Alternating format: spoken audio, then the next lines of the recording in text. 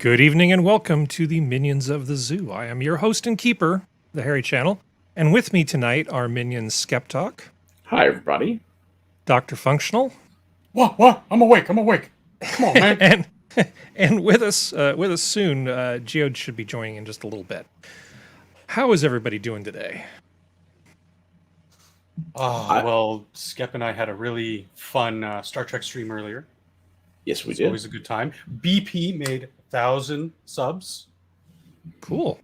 The one-ton hammer was her 1,000th sub. Mm-hmm. Seems fitting. Yep. What was the topic today on the Star Trek stream? When captains become villains. Dun, dun, dun. So you talked about Cisco and Janeway a lot. Actually, Did talk about Janeway a lot. Janeway the most, yeah. A little bit about Picard. But, obviously all the captains have their different dark moments that we obviously touched on. We tried to discuss more of things that, aren't so overtly villainous. I actually brought up the enemy within from season 1 of TUES. Mm-hmm. When Kirk splits into evil Kirk and good Kirk, and neither one is complete. They have to be recombined in the transporter. Yeah.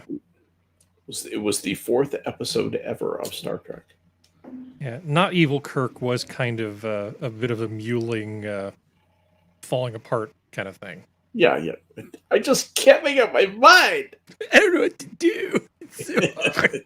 It's Space is so empty. It makes like me a sad. young Joe Biden. Yeah. Reminds me of the young people these days. Damn it. Okay.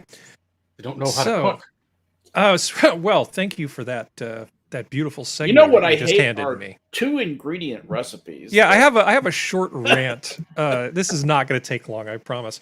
Okay, so I was looking at something, and you know how the internet is. It just says, "Oh, you need to see this thing," and now they're sending the police. So this is a 2-ingredient healthy apple cloud cake. No flour, eggs, sugar, butter, or oil. Now, you say cake, but I see this proviso about all the things that should be in a cake that aren't. Mm-hmm. And I think to myself, what is in this abomination? Well, it has only 2 ingredients. Apples and clouds? It's applesauce and gelatin. So essentially you make up some gelatin, you throw in some applesauce, you get it all whipped up, and then you throw it in the fridge. Now you may say to yourself, there's things on top of this. There's a layer on top of this cloud layer of cake. What is that? I think it's whipped cream. But that's totally optional and doesn't in any way count as a 3rd ingredient, even though it's a 3rd ingredient. It doesn't identify as a 3rd ingredient. But as bad as this abomination that is not cake is, there's this nice lady who's showing us. She's going to eat my soul. Yeah, she's going to eat your soul. Her 2 ingredients are a can of cake mix and then, a can of pumpkin stuff and a box of cake mix. Now, last time I checked, a box of cake mix has 30 plus ingredients, most of them unpronounceable. Even Skep, with his chemistry background, would probably be hard. A lot of benzoate salts to pronounce half of the things that are in that box. Calling a box of cake mix an ingredient is really dishonest. 2 ingredient pumpkin muffins are unbelievable. Yeah, it's because they're basically Duncan Hines cake with some mashed pumpkin from a can you threw in. Good job, internet. You suck. Yeah, this is pretty terrible, and this is the kind of thing that kind of makes me a little bit nuts. Functional, you've cooked for money. You've been paid to cook, like I have. We both lost our amateur status. Does this annoy you, or is this just my private hell? No. When people share this kind of stuff on social media, or when I just see it by happenstance on my YouTube feed, and I'm like, oh, this seems like it could be a cool... Wait, what the hell are they doing? Gelatin and applesauce, really? That's like something that... Cake! It's cake! Because we call it cake.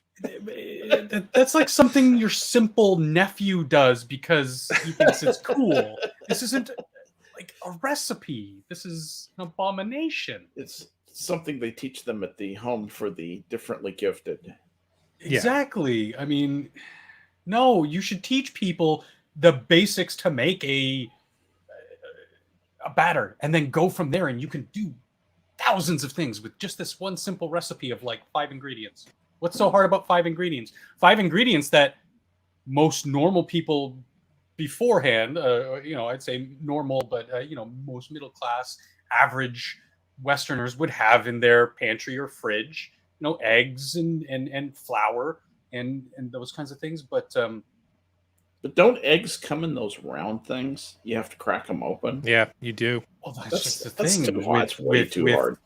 And I hate to say the younger people, but with a lot of people in the younger generations who don't know how to cook, this is something that they possibly could do.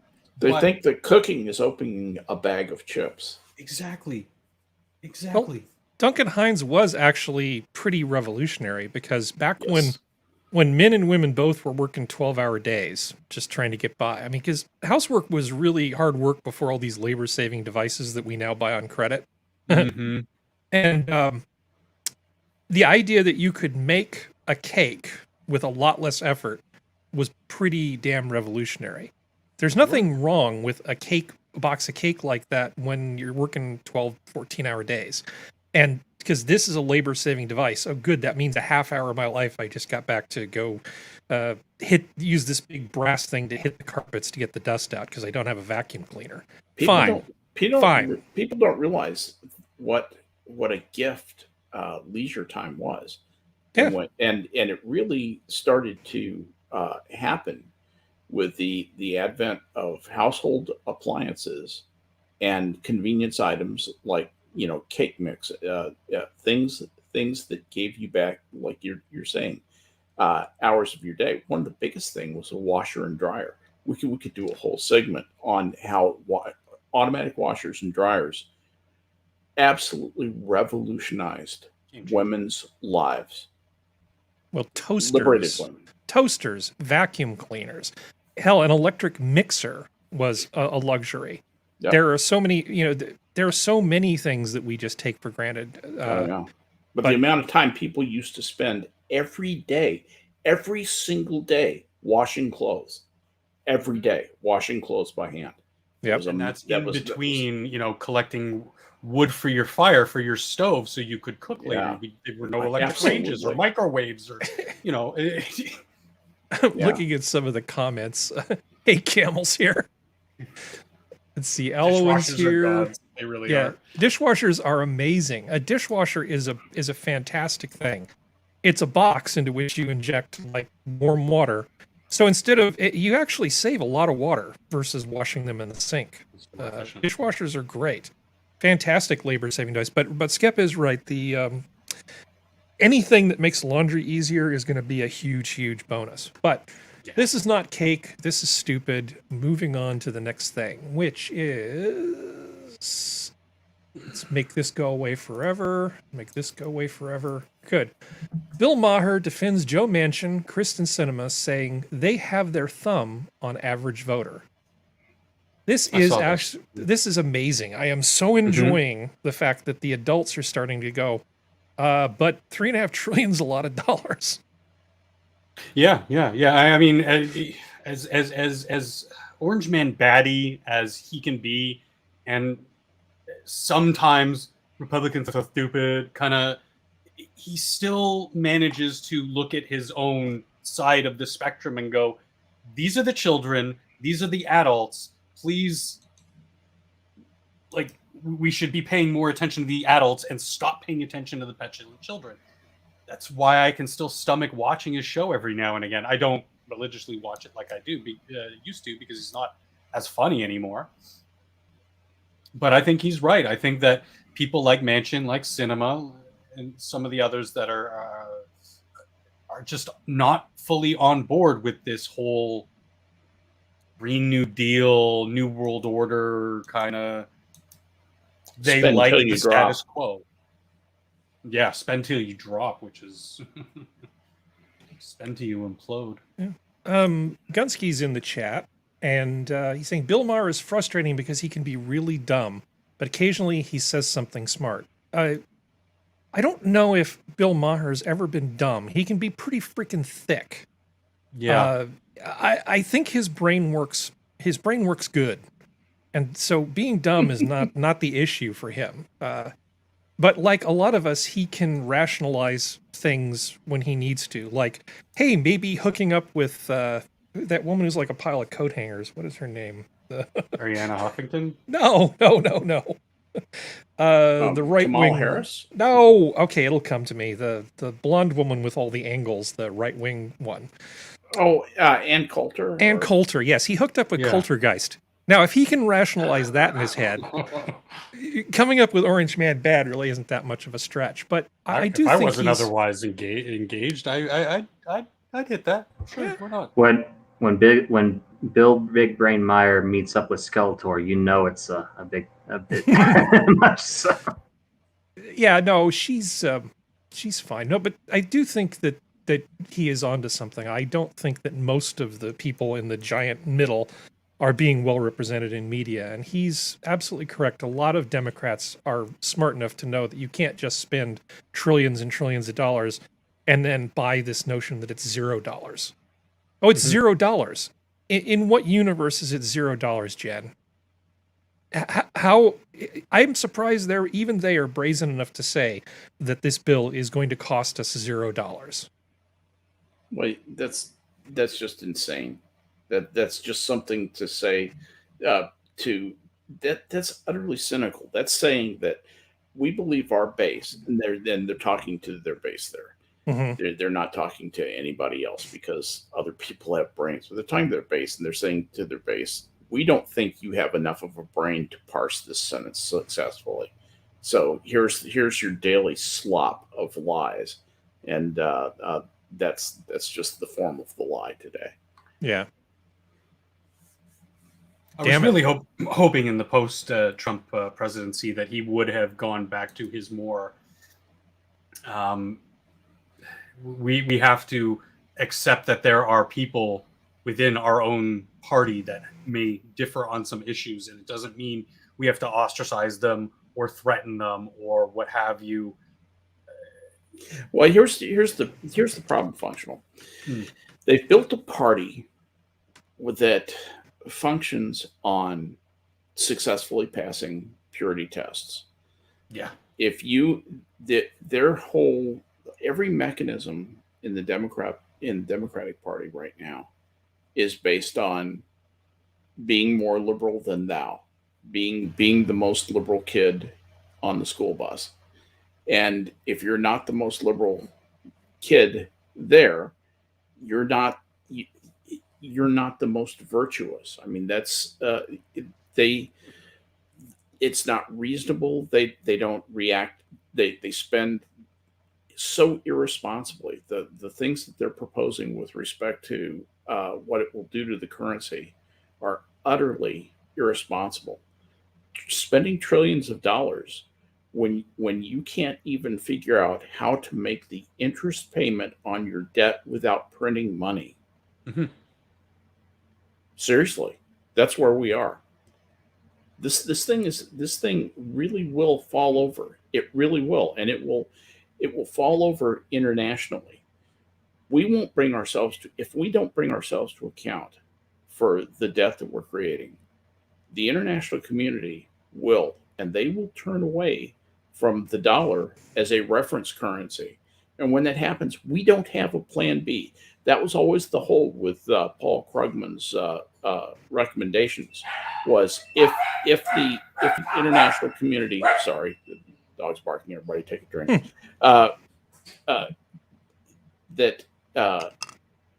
when that happens, when we can't make good and we start to default on our debt, and that's what will happen.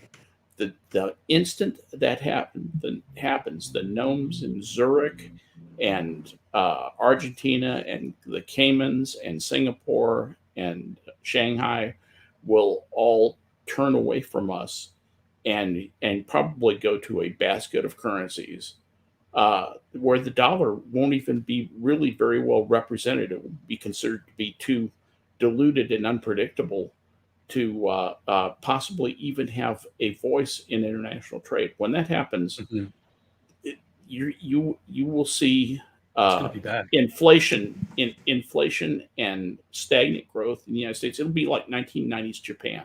It will be like Japan in the 1990s. They fucked their economy for 10 years, and we'll be in bad shape. And it's hard to predict how long that will last, but it will be measured in multiple years and maybe a decade, maybe even longer than that, before we begin to. We'll have to produce our way out of it. That's how we'll get out of it. And I'm sorry, I take a didn't mean to go off on a generation. rant. No. Yeah, you hit it on the head. But in regards specifically to Manchin and Cinema, this seems to be the just the latest in their just saying no to the hyper left progressive bullshit that they want to try to pass on the federal level. These two keep popping up as saying, whoa. Let's ease up on let's pull back on the reins a little bit here. And I mean, in this case, they just walked away. They were, by all reports, they just said, you know what, this is going nowhere. We're out. We're not voting. I think the two of them are very different characters. I think Manchin is a true moderate. I think Cinema is an opportunist. She's and I think her instincts are toward moderation. I do think she has some honest instincts that way, but she mostly just said, hey, this guy Manchin has got it going on. He's making himself the most powerful person in Congress, and I think I'd like a piece of that. I think that's mostly what's behind what she's doing. So, Functional, would you read the 2 paragraphs that I've highlighted? These are the actual quotes from Maher. Okay, but I can't do a good Maher impression. They're mad at them because they're not progressive enough, forgetting that they only got elected because they're not progressives. They're moderates, Maher said. Here's my question. Does spending more money make you a better person or a bigger moderate?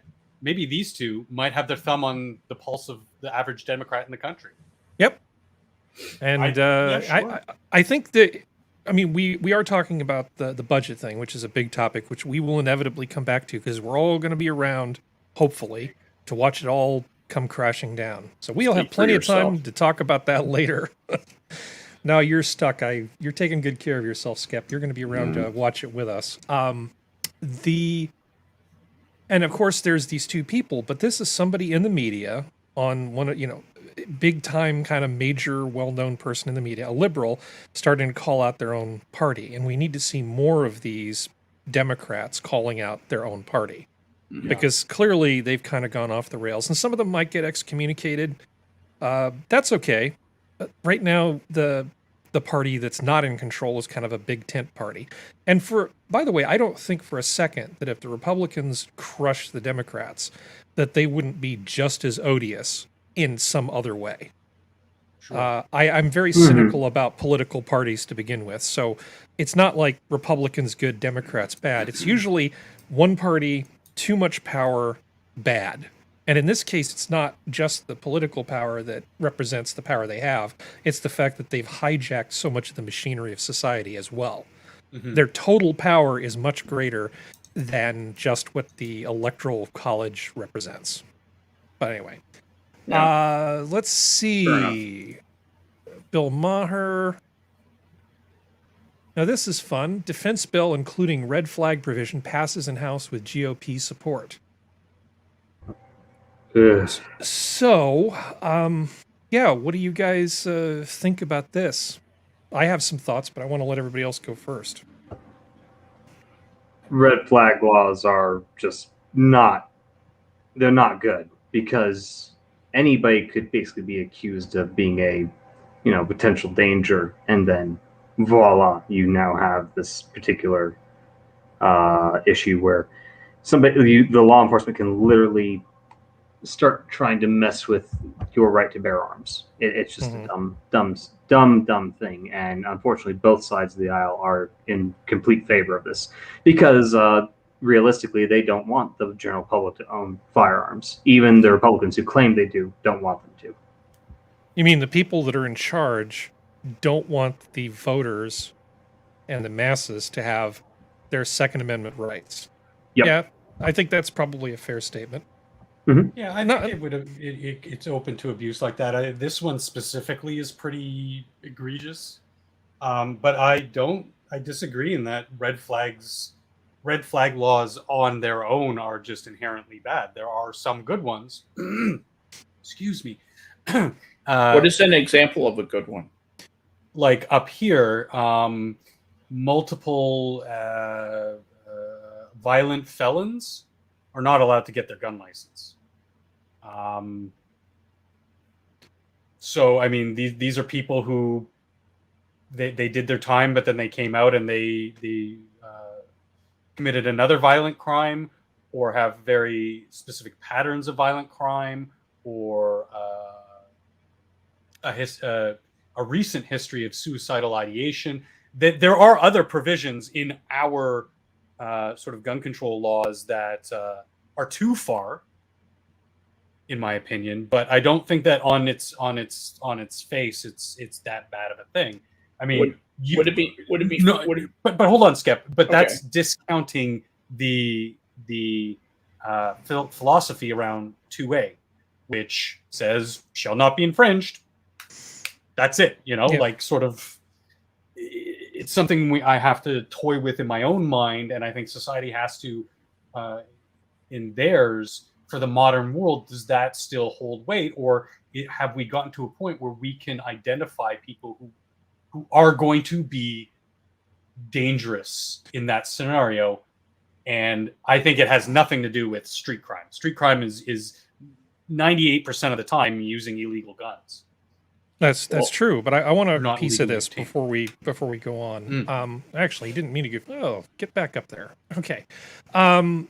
So the problem with these red flag laws is sort of as follows. People sort of mean well, right? They don't want to see these mass shootings happen where everybody says, I knew that boy wasn't right, and he had a bunch of guns, and he was talking about doing something. They want there to be some mechanism that's quick and sort of brutal and effective to be able to take guns away from somebody who's planning something imminently. You know, they're either going to hurt themselves or they're going to hurt somebody else.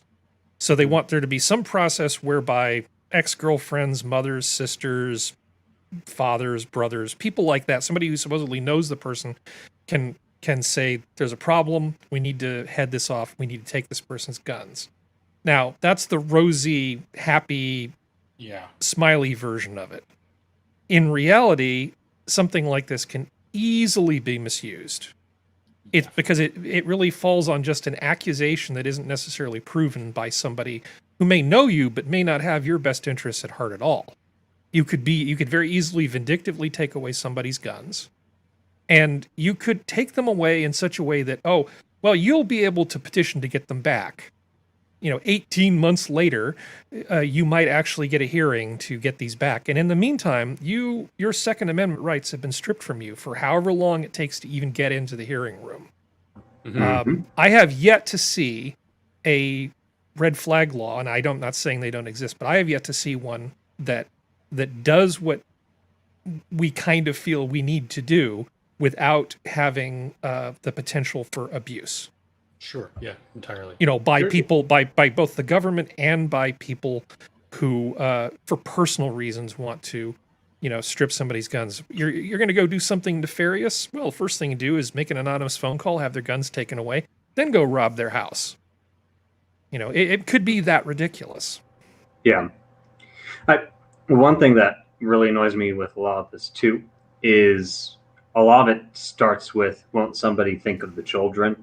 So like, for example, like school shootings, for example, but also, I mean, this is something we've seen too with video games. Video games cause violence in young children. Won't somebody think of the children? We need to start teaching about diversity and inclusion in school so that bullied children won't have to deal with this. Won't somebody think of the children? It always starts there, and a lot of these people who mean well, they fall for that every single time. Well, they sell you, Gio, on that topic, they sell you a false bill of goods. They say these things will reduce the chances of those violence, which are emphatically wrong, where we can show evidence throughout the world where and again, even in your own backyard in the States, gun education, teaching people at a young age, these are tools that demand a lot of respect, not unlike how we try or ideally would teach young people about cars. Again, they're just tools, but we need to teach them that they are dangerous, how to handle them, how to respect them, and just simple things like how to clear a chamber, how to identify if a gun is loaded, all these little safety things that would go, I believe, miles to handling the problem that it seems that they're tap dancing around, which, again, tinfoil hat time, but it just seems like they just want to take your guns because they want you not to be able to fight back. Yep. You look at the rates at which people are granted concealed carry permits. I mean, if somebody is willing to go through the paperwork to get a concealed carry and they have a reason, having a small percentage of people who've been vetted in the society just sort of wandering around unbeknownst to everybody else carrying might not be such a bad thing. You look at things like hot break-in rates in the United States compared with other countries. They're a lot lower last time I checked. I could be completely full of crap here because I didn't look this up before the show. But I do believe that it's a lot less likely in most parts of the U.S. that somebody will just show up at your house while you're there and decide to invite themselves in and take your stuff. It does happen, but in a lot of other countries, it happens a lot more often because they have an expectation they're not going to get shot when they walk through the door. Now, this is just one aspect of it. The main thing is I believe in the Bill of Rights. I believe in all of the Bill of Rights, and I don't think that people should be eroding it. If somebody has a mental health problem and you can put together a case and get before a judge and provide evidence, and you can give them a timely hearing, I would be willing to talk about that law. But these laws, the ones that I've seen so far, I cannot get behind. No, not at all. And I want to let Skep put a bow on this because I Sure. stopped him from talking earlier, and we need to move on to talking about how great Canada is. Well, the only thing I was going to say about the red flag law is, first of all, it's going to be abused so badly. There's going to be so many reports and so many people that eventually the people who take the reports will say, yeah, we'll file it with all the rest of them. So I think it might be a self-solving problem that, the workload to investigate all this kind of stuff is simply going to be, too great. And they'll end up blowing it off. The second thing that I would say is that in our country, we say that, because we respect rights that are not granted by the government, they are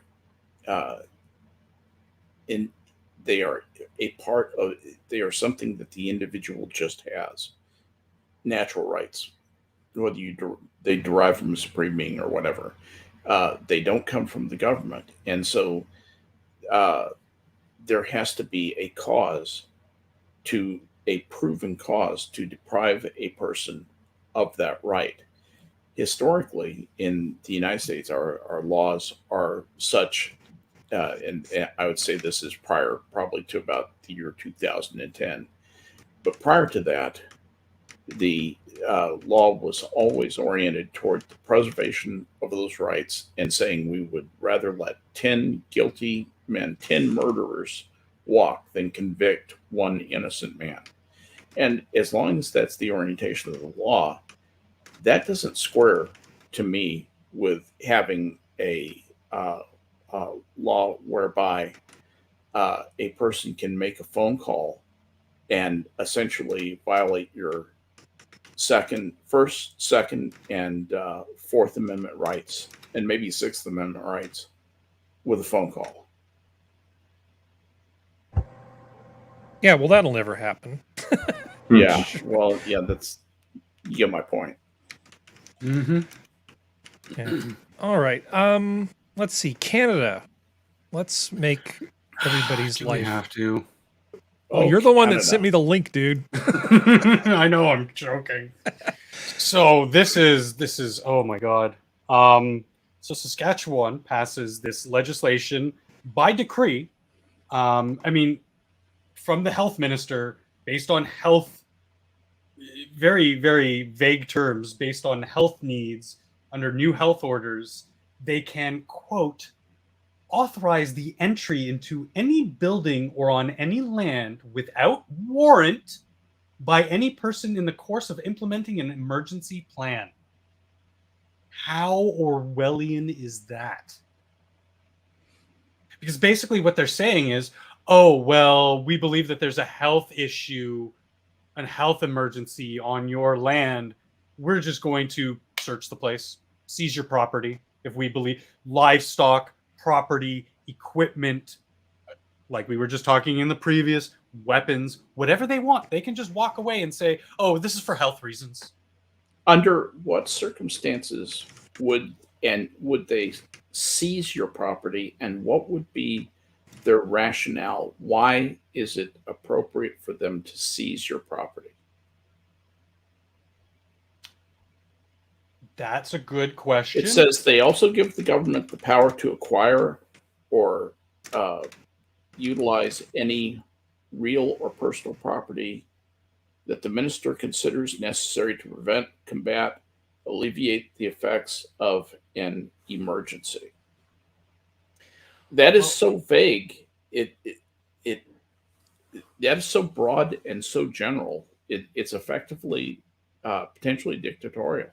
I'll give you the wording of the mandate, and without giving all the other stuff, but it basically says powers of minister in an emergency on the making of an emergency declaration or renewal of an emergency declaration, and during the emergency period, the minister may blah blah blah blah blah blah do all these things that I've said and more.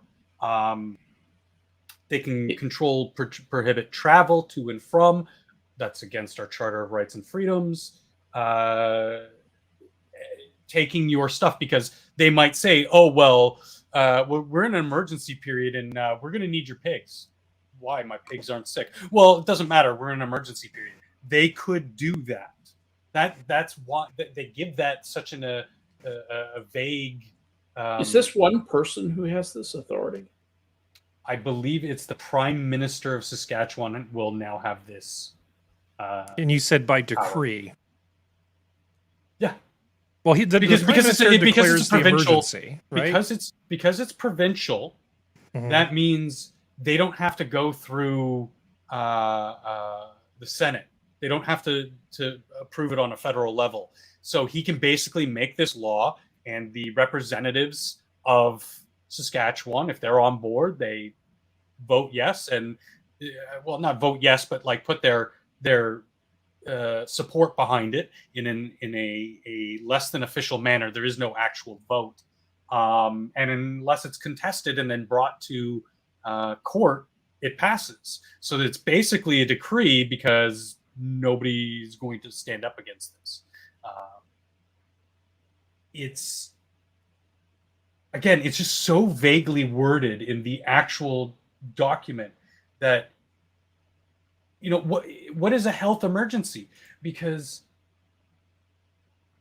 there are some health emergencies out there that aren't real health emergencies. There are health emergencies that very well could be. But if we go back in time to like the Spanish flu, it didn't really affect Saskatchewan in a big way because they were very dispersed. Even their cities were very tiny comparatively. Well, they didn't have cities in 19... Go ahead, Gio.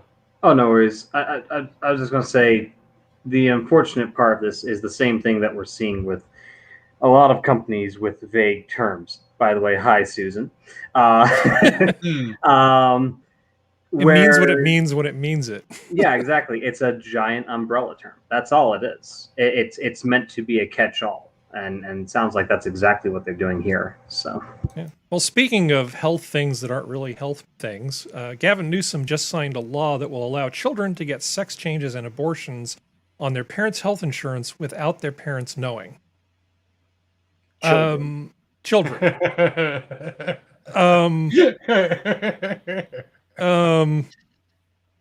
Okay.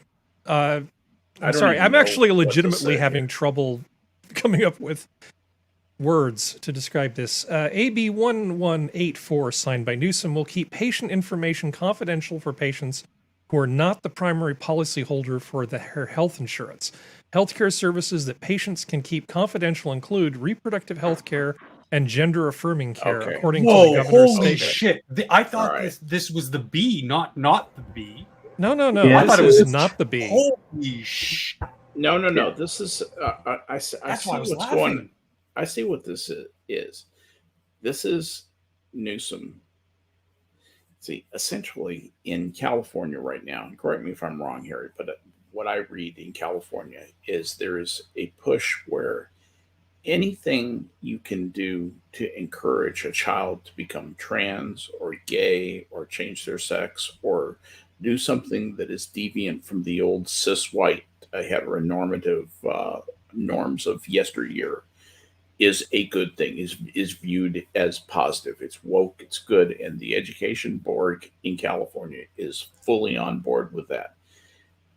Newsom gets a lot of money from the education lobby, from the unions, from the associations, campaign groups of teachers. He gets a ton of money, so he has to kowtow to these guys, and plus I think he probably thinks this is good as far as he thinks about anything. I don't think he's a very thoughtful person, but I think that what he thinks he's doing is extending the Fourth Amendment protections, the privacy rights for children to make these decisions without the interference of the parents, without the parents coming in and saying, no, you can't change your sex, you're too young to do that. And he's saying, no, that's a right that the child should have. And that's he's really advocating for a fundamental change in societal norms vis-a-vis parenting roles. Mm-hmm. That's what I see. Well, it is about the parenting roles, because the state can do a much better job of taking care of kids than It parents takes the can. state government. Yeah, it does, because it may be the case that there's some kid who he wanted to be a fire truck the week before, and then he wants to be a she, or she wants to be a he. A lot of this stuff doesn't really last. If he wants to be a fire truck, why can't he have his legs cut off and have tires mounted? Exactly. But so if you end up going to school, and then there's a bunch of people at the school who are encouraging him to make this thing, instead of saying, well, why don't you wait and see how you feel about that in a couple years? Yeah. It's like, no, we've got to rush you in to the gender reassignment clinic as quickly as possible. Get the wiener snipped. And we need, and don't worry, your parents' insurance will pay for it. You won't even know it's happening until it's too late. Sorry, no returns. So that could be a thing. I mean, there are people who have gender dysphoria. We know people who have gender dysphoria. We're not claiming that people don't have gender dysphoria. What we are saying is that removing the parents from the decision-making process in this manner seems problematic, to borrow their phrase. Exactly right. And it's just an example of how they generally think that the parents are less qualified to raise kids than the state. And this is where I'm like, no. Parents are superfluous at this point in the view of a lot of Californians. I mean, some of the stuff that you see written out there is, solving the sperm problem, getting men out of reproduction. If only we can cultivate gametes, that are XX only. We'll never have to ever speak to a man again. Yeah, the that time exists out there. No, they're just looking forward to the time when everybody can just clone themselves. Just think how wonderful that'll be. Look, it's just like a little me. Okay, so Elowen points out abortions. I mean, I can see. I mean, if a 13-year-old's being raped by Uncle Bob and the parents think it's God's will, but not sex changes. Well, even in the case of the abortion thing, there may be all sorts of things going on in terms of the medical well-being of the child. It may be the least bad option for that child to carry that baby.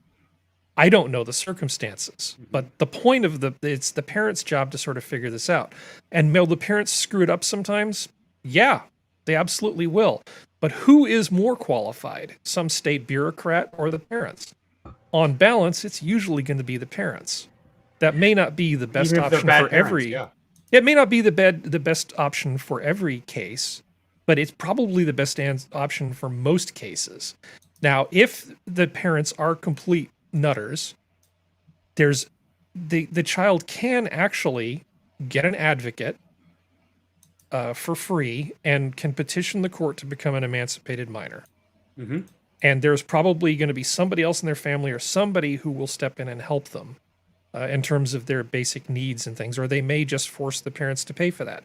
These family courts have an awful lot of authority, but people can become emancipated minors. There is a mechanism by which this particular problem can be addressed. Again, maybe I'm being far too idealistic. Well, there's also the fact that realistically, there's actually been a growing number of people who are part of the dare I use this grouping because these groupings are dumb, but the detransitioned group who some of them have been sharing their stories, about what happened and the groups that they hung out with and how that influenced their thought process and started the transition process and then detransitioned.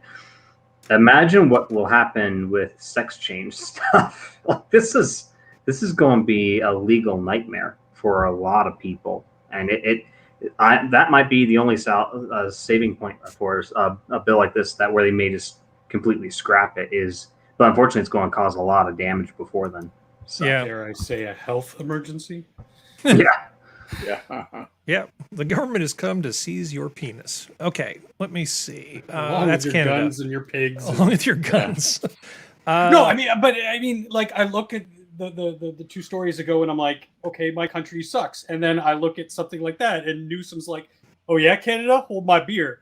I'm gonna one up you with something even more insane. Like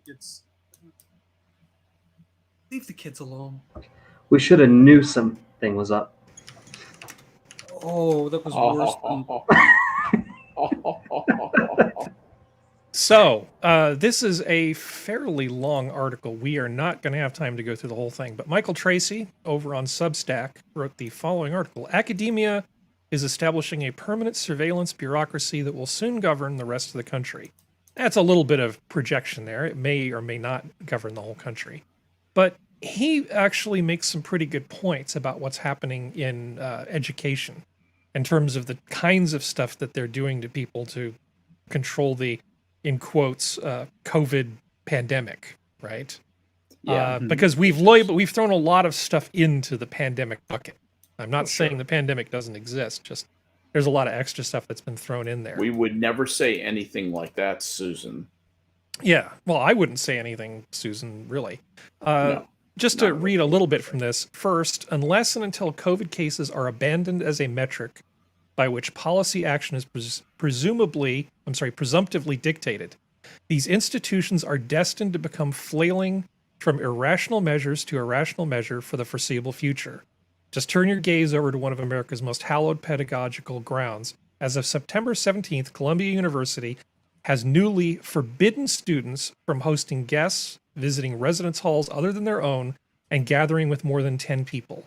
The stated rationale for these restrictions, administrators have extrapolated from the contact tracing data they've compulsorily seized that a recent increase in viral transmission is attributable to students socializing unmasked at gatherings in residence halls and off-campus apartments, bars, and restaurants. Socializing at apartments, bars, and restaurants in the middle of Manhattan. Gee, I can't imagine anything more heinous. This is actually a pretty darn well-written piece. A little bit of hyperbole, but I think he's making a pretty interesting point. A lot of stuff tends to start in the schools, and then these people sort of bring it forward into the HR departments in other parts of the world. Remember when everybody said, oh, don't worry about all this social justice stuff. That's just a thing that happens at the schools. Right? That's not going to affect the rest of the world. And I was like, I don't think so. Yeah. Fine dog enjoying the coffee. Yeah. I will say I was partially of that mindset. I did think it would affect the rest of the world. I just didn't think it would affect it to the scale it has. Let's just put it that way. Yeah. Let me see. Somebody said they DM'd me. Hate Camel DM'd me. Okay. You didn't DM me personally. If you don't mind, if you could DM me personally, the Harry channel, that would be a lot better because then I'll actually see it. If that's okay, Mr. Camel. Okay. Let's go ahead and just sort of abbreviate this if you guys don't have any comments here. Or does anything you want to say before we move on? No, I'm good. Let's get a little bit of... don't think so. Go ahead. I was gonna say I don't think so. Okay. All right, let's save a little bit of this time, get us back on track here. Okay, so this is amazing because up until now, the only thing that can be used to treat COVID is a time machine and a shot of vaccine, because that's the way it works. But Merck is working on a COVID-19 pill that cuts the risk of death and hospitalization by up to 50%. And if Merck makes it, it's got like a little Merck symbol right there on the capsule. That's how you know that this is going to work. Merck. Yeah, Merck. Well, yeah, you can't spell America without Merck. Yeah, right. In a potential leap forward in the global Merck fight and against the Merca. pandemic, drug maker Merck said Friday that its experimental pill for people sick with COVID-19 reduced hospitalizations and deaths by half. If cleared by regulators, it would be the first pill shown to treat COVID-19, adding a whole... I'm almost hurting myself with my tongue in my cheek here. Adding a whole new, easy-to-use weapon to an arsenal that already includes the vaccine. Again, the vaccine is a preventative. This is a treatment. They are not the same thing. Polymerase type inhibitor. Yeah, this thing basically, as Skep pointed out, it makes it basically puts uncopyable bits of code into the RNA, but it does it to like all RNA. I mean, this thing would majorly screw with you, wouldn't it, Skep? This seems dangerous. We can't say that. What we don't know enough. Need to say is that we don't really know about that, and that we trust that Susan has done the necessary testing to make sure that everything is going to be all right, and we shouldn't worry about it. Well, I think I'm still allowed to say I want to wait until I see the phase 2 and phase 3 testing. We can definitely say that. Allowed? We can because we can say that. We just can't make statements about what our opinion is that the of the relative effectiveness against COVID. You can say it's a polymerase RNA inhibitor, and but you can't say it's going to be good against this. It's going to be bad against. It's not going to be good against the. We mustn't say that. Yeah, they'll let us know what works. They'll let us know if it works, right? Yeah, exactly. And the other thing is, trust your government. Trust them. Trust Joe Biden. He's got this. No kidding. So yes, Come on, man. This is a pill, and it's molnupiravir. 7.3. I mean, it does seem to offer some benefit. Anything that in the first 5 days when the virus starts replicating crazily, if you can interrupt some of that, either with an antibody cocktail or which requires an infusion. That's a great hypothesis, and I'm sure they've done all the necessary testing to make sure that it's safe. Yeah, well, the reason you have to give this in the first 5 days, I mean, ideally, if this thing works, if it gets approved, you would come down with COVID, you'd test positive, you'd get a pill, you would take it, you would stay home, you wouldn't end up going to the hospital. Yeah. I would like to see something a little bit more than 50% effective, though. That seems pretty meager for what's probably going to be a very expensive thing. Yes. Guaranteed very expensive. It's got a Merck thing right on it. Those don't come for free. No, that little logo doesn't. You don't get that logo for nothing. You're not wrong. Anyway, this is a thing to keep. Who would have thought that they would come up with some extremely expensive medication that might cut your risk of going into the hospital?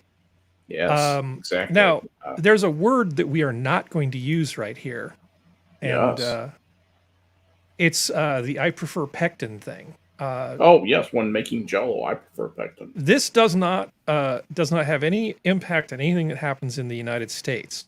However, in other countries where they don't have the FDA and they don't have the CDC, and they don't have the benefit of being protected from bad drugs by benevolent government organizations. They do occasionally give drugs which aren't approved by the FDA to people.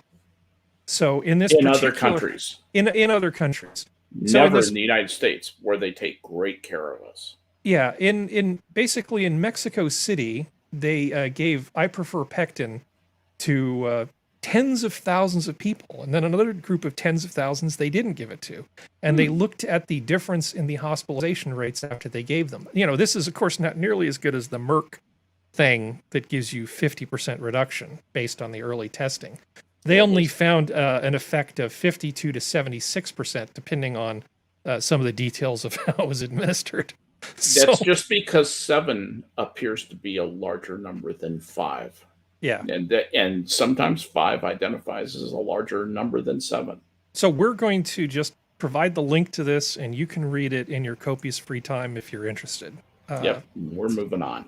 We are moving on before we get canceled. Yep. But there was one little funny thing, just sort of as a palate cleanser. The Babylon Bee put this beautiful thing together here. Pfizer releases brand new, never before seen drug, ivermectin.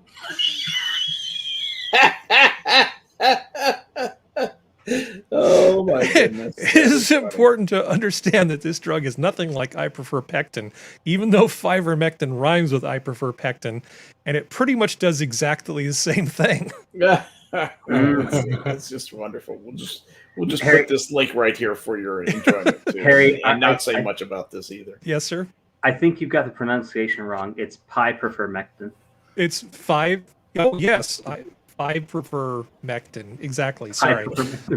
I'm still raging about those damn 2-ingredient apple cakes earlier on. My favorite color is potato. Yeah. Lord. All right. That's just something to be cheerful amidst all this other rage Thank and God do for some Dr. crap. Fauci to take care of us. Yeah. All right. Fauci bless us So every getting week. out of that block and moving into other things like, oh God, it's NBC. It's attacking us. Stone Age footprints are earliest evidence of humans in North America. This is one of those science stories which I do kind of like. The genesis of human beings in North America is an interesting topic because, of course, archaeologists have been trying really hard to get a handle on when people moved over the land bridge and settled in the Americas.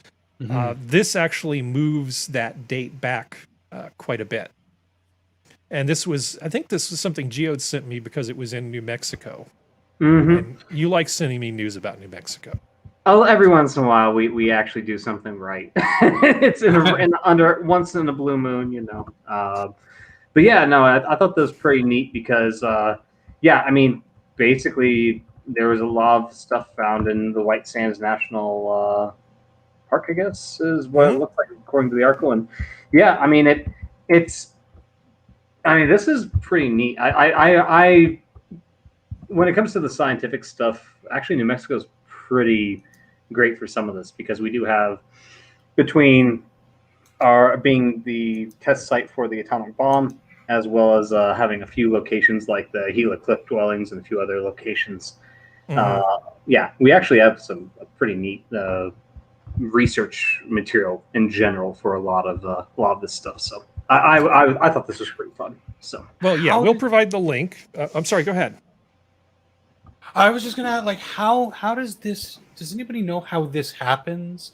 Because, like, how do we know it's not just like Geodes and his buddies on one weekend had a crazy like desert raid? Like, is this they found embedded in stone? No, they found plant fragments, fossilized plant fragments that they were actually able to radiocarbon date, and also do enough analysis on to type the genus and species of the plant. Wow.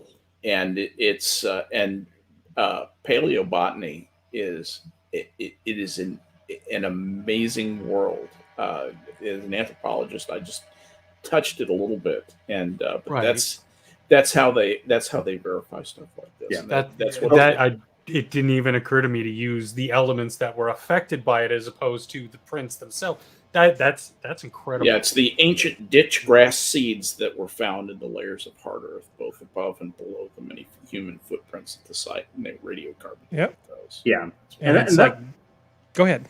I was just saying that site's also pretty neat. I don't remember the exact exhibit, like word for word, but White Sands is not actually like. I mean, it's obviously not your usual sand, but there's actually an explanation for how it develops, and effectively, I believe it's the breakdown of a particular type of rock that is then basically carried from a nearby. I don't remember exactly whether it's carried through like a specific mountain range or if it's carried from like lava rock or something over, but I don't think it's lava rock. But as our chief geology correspondent, we're going to have to put you to work on this. I know I'll have to look this up. But I remember seeing a presentation a long time ago, and this area is very fascinating. So. It's desert, right, Geo? So there's constantly the particulates that are constantly settling, constantly creating new layers and layers of, very, very little at a time, but still creating these layers. Yeah, I think it's a specific type of material, though. That's why they call it white sands, because of how it is. But okay. Yeah, it is a desert. Like you're correct there. So one thing about white sands is that actually used to be like a rainforest kind of an area. It was very lush. Yeah, a couple 3,000 years ago. And so that's where the plant matter fixes. Yeah, I mean, what I find fascinating when I look at this stuff and I see those footprints,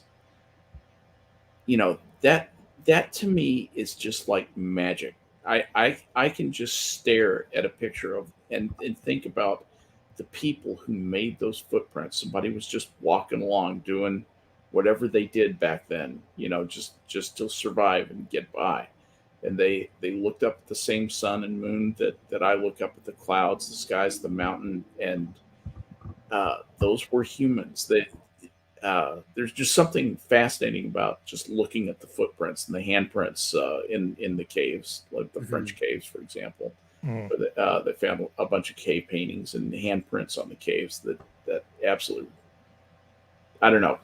I really appreciate you including the story, Harry. It's just absolutely fascinating. Well, let's talk about what this means a little bit.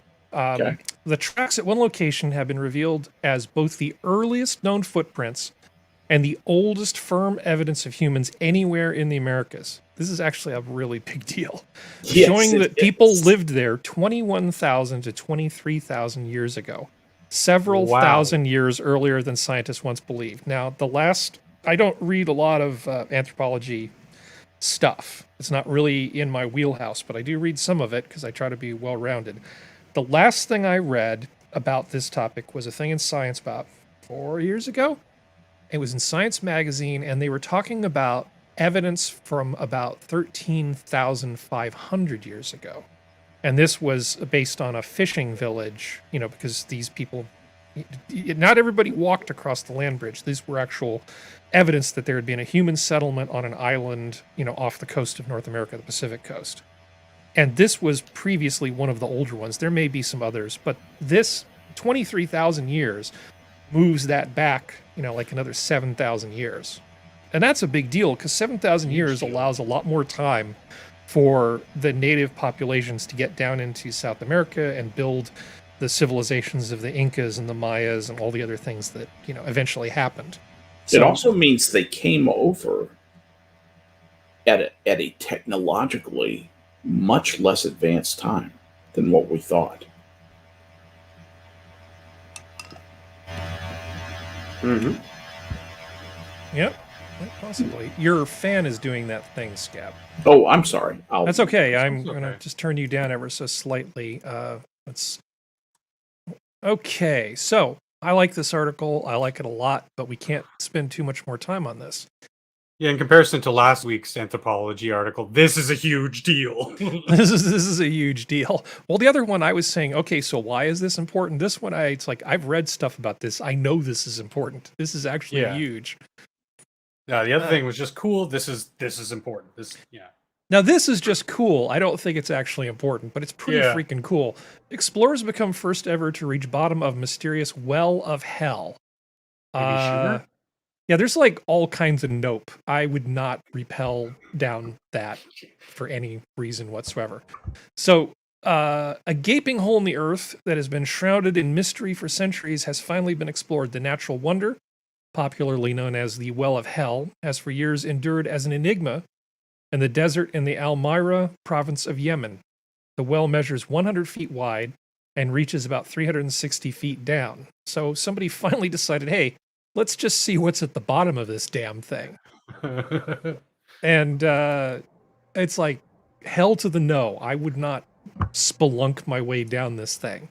But it is actually pretty damn cool at the bottom. There's like waterfalls and stuff. And this is just ferociously cool. I definitely wouldn't mind an easier way of getting down there. Those who live near the hole, officially named the Well of Barhut, have long believed that anything that comes close to the pit would be sucked in without escape. Yemeni oral tradition, passed down for centuries, calls the well a prison of dark spirits sheltered by unbearable odors that come from its entrails.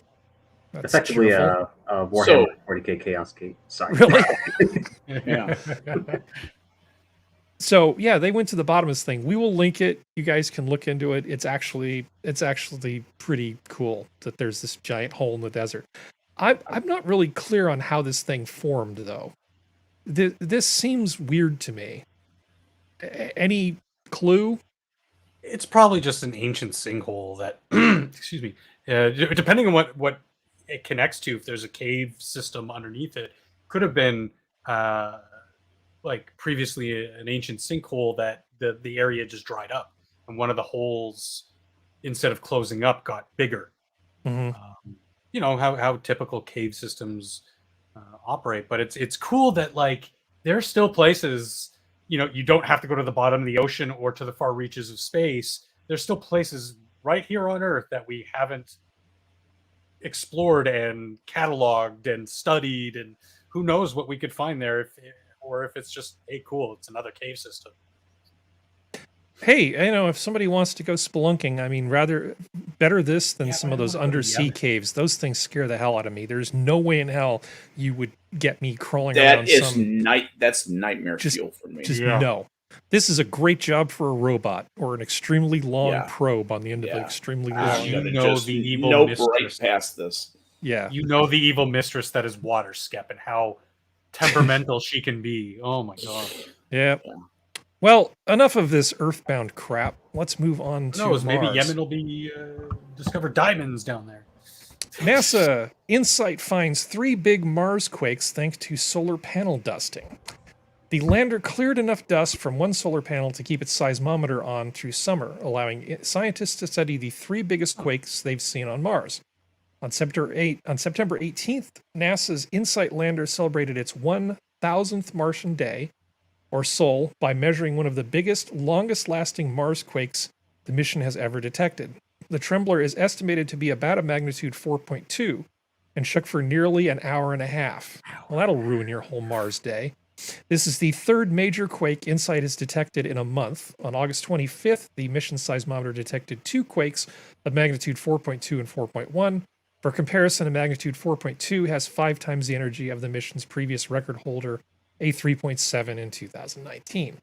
Now, my question is, I thought that most of the liquid molten core circulating on Mars had sort of come to a stop, and that things were pretty boring inside Mars right now. But if they're still having earthquakes and stuff is still sort of moving around, I think that kind of means that Mars is a little more dynamic than we thought it might be.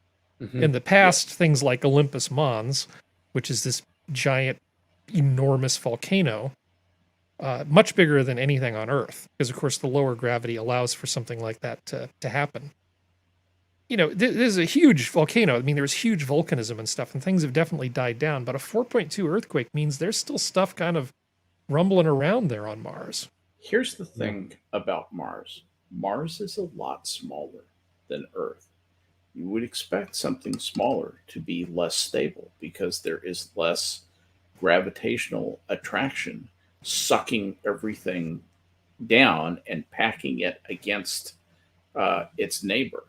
I actually think that's probably a lot of the explanation why you're going to have more moving around. And I also agree with Harry that I think Mars is a lot more dynamic than people were giving credit for. The idea of it being a cold, dead world is kind of, I think, got people projecting things that they don't know for sure. Yeah. Mhm. Well, I mean, we know that the magnetic field is not very Sure, I strong, and we know understand that as a result, we know the solar wind has blown away what most of whatever atmosphere was there is gone Yep. now. Right. Mars is not a plan B for any of these people who are thinking this is where we're going. Mars And is you're not a going to plan B. terraform it either. Well, Yeah, I don't know. I've seen Total Not Recall. easily. Yeah, there's no place on Earth that isn't easier to make habitable than the best place on Mars. Clearly, it's Venus. Let's just Yeah. put it that way. Yeah. Mhm. Yeah, it's definitely Venus because you can totally trust us. Mhm. You got to move Venus, of course. Well, anyway, this is cool. I love the space stuff. This is really interesting to me. The fact if somebody had told me a week ago that there was a 4.2 earthquake on Mars, let alone a 4.1 and all sorts of, I would have said, "No, you're full of crap." That Well, ran apparently for an I'm full of hour and a crap. half. Yeah, that's unsettling. Yeah, Well, but cool because like this is new stuff that we're learning. Yep. Seems like we Let's- just need to get to the core of the problem. You behave yourself. Let's see. Any comments here? Oh, hey, Costin. Howdy. Yeah, Assassin of the Grey is right. Olympus Mons is 16 miles high. It is a huge freaking volcano. In terms of volcanic activity in the solar system, Io stands out, which is one of the moons of Jupiter. Mhm. That freaking thing is so tortured by the gravity waves and passing through the electromagnetic field of Jupiter that it has a massive internal dynamo. The whole thing is just like covered in volcanoes that just spew it's sulfur. A tortured surface. It is just terrible. I mean, it's I forget how high the plumes of sulfur go, but essentially it's venting sulfur ions out into If I remember the atmosphere correctly, it's around like 200,000 and Jupiter. 300,000 feet high. Yeah, it's just totally ridiculous. And the surface I'm is serious. just liquid That's- silica. I think that's the number. I can't remember if Molten it's 2 or silicate? 300. But Molten it's one of sulfur. those. Yeah. Yeah. Yeah, no, it's pretty Molten amazing. sulfur. Yeah. Yeah, you don't want to have anything to do with Io. That is not a Yeah. place There's where no you want to water, buy so who real cares? estate. Yeah. There's nothing interesting there. But you want to watch it from a distance and appreciate the what's going on. But yeah, there is this huge freaking volcano on Mars, and apparently, like I said, there's more going on there than I would have suspected. Mhm. I like being surprised by stuff like this. This is actually awesome. So, I'm also surprised by this. Look at that segue. Despite complaints, NASA won't rename James Webb Space Telescope. Now, for those who are new to the program, the James Webb Space Telescope is the thing that's essentially going to be able to look much further than Hubble. And it is probably the most complicated piece of electronics or the piece of machinery that human beings have ever produced. Before this, it was the Large Hadron Collider. This We're gonna is chuck it into space. This is harder. this is the most sophisticated thing we have ever built in terms of all the technology and moving parts. The fact that we're able to do this at all is amazing. And I've got a America, big sheet-eating grin on my You- face. America is awesome. You might even call it a web of electronic circuits and other things. No, we will not do that. Okay. So James Webb was the administrator of NASA during the early Apollo days. Well, I guess he was the administrator before it was even called NASA. It's a white male. And he was a white male, and he wasn't particularly on board with all the LGBTQIAA plus stuff. Oh, no. Because Of the 2020s. because he was very much a man of his times who accomplished a bunch of things, but not he doesn't live up to the litmus test of modern politics. So there was a petition that was being sent around because people were thinking it's an outrage. We can't have this science instrument being named after this man who did so much for science. This So they were this gonna cannot name stand. it the Whoopi Goldberg telescope or something. Yeah. And surprising me, NASA's actually decided, they just said, nah, we're just going to leave the name the way it is. And I'm actually kind of flabbergasted that they didn't cave because the government right now seems to be pretty spineless. And NASA, in terms of how it gets funding for things, they have to essentially go to the trough every year to get more money. And I mean, this has been funded for several years, but a lot of their stuff is line items in the federal budget. So they have to go and shake hands and give presentations and do all the stuff that you have to do to try to get money from people in the Congress. What did they want to rename it to? You know, that I actually don't know. They just didn't want it to be named the James Webb. I mean, we could joke about all the things they might call it, but there was no specific thing. They didn't call it Telescope McTelescope Face or anything else. I don't know what they were going to come up with. With a little luck, they would have had an online contest. That would have been the best way to pick a name. The Next Generation Space Telescope, the NGST. That's And lame. That's what they were going to call it, and then it was renamed to the James Webb Telescope. Then, let's see. We should name it the Tony Stark Telescope. Well, I, for one, am Yeah. glad that they didn't cave. I like the idea of the Maxine Waters Telescope with Maxi View. Maxi View. On the Maxi Scope. Yeah, Yeah. exactly. And the launch pad could be called the Maxi Pad. You could, yeah. The sails are the Maxi sails. Yes. The wings. Now with wings. Okay, well, on to more totally accurate science. Oh, actually, we're a little bit ahead of schedule here. Instead of telescope. it could be Okay, called so the I visual love tampon. research that tells me that what I'm doing is the right thing to do. That's the best. That's the best research. So drinking tea helps lower blood pressure. Now, I've been drinking tea all of my life, ever since I basically put down that first bottle, the one with the nipple on it. And I can tell you categorically that drinking a lot of tea does not lower your blood pressure. But Now he uses a sippy cup. yeah, now I use a sippy cup. Tea has been going into people's cups for around 4,000 years. Now a recent study reveals it may be the secret ingredient for keeping your blood pressure in check. Researchers from the University of California, Irvine have discovered that tea contains compounds that help blood vessels relax. Well, that may be true. It also contains a lot of caffeine when you drink it in volume.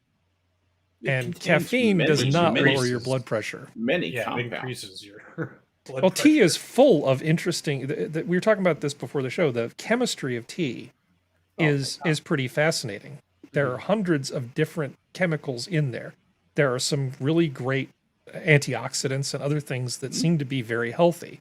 In this particular case, it's, let's see, what is it? These compounds. Hey, can you pronounce these, Skep? Because I don't want to. Oh, hang on. Let me get on. All right. This is apicatechin gallate and apicagallotechin 3 gallate, which those are those. Okay. I'm going to cut through a lot of stuff here and just tell you what's going on here. Please. Basically, you want to get the muscles that surround the veins, your blood vessels, to relax.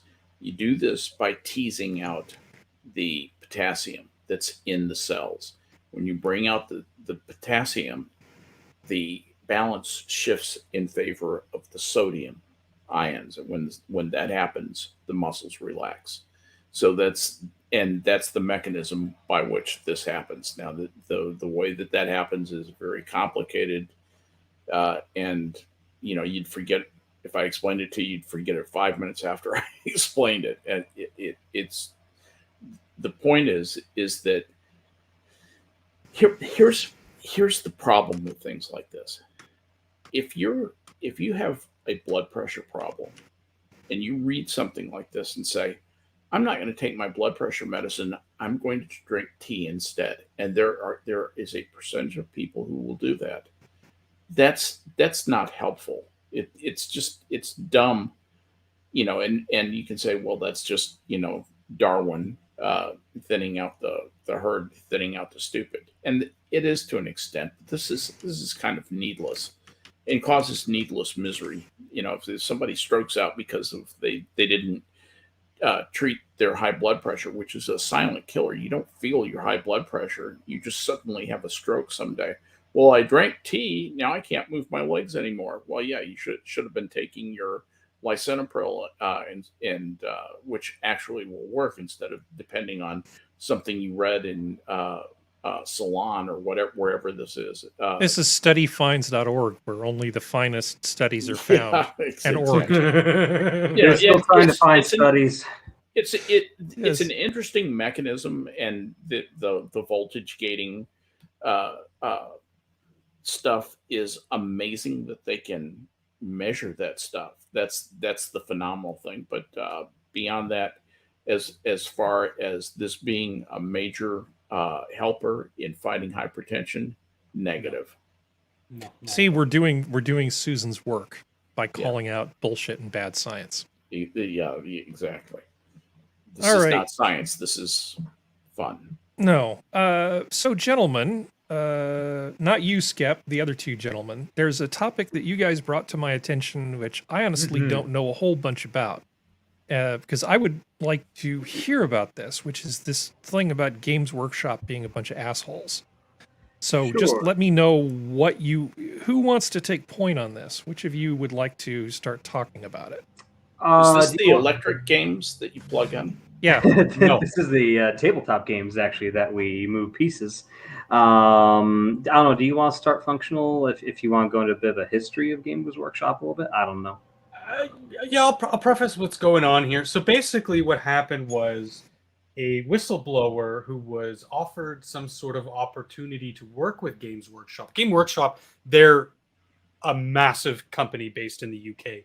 They make little plastic miniatures and get rules for games, so you play your Dungeons and Dragons on the table, but it's big space marines with huge guns and crazy aliens and all that kind of stuff. It's Stuff cool. Quiz paint. Geodes and I play it. If you watch Minions on Monday, Quiz is painting those same miniatures. Mhm.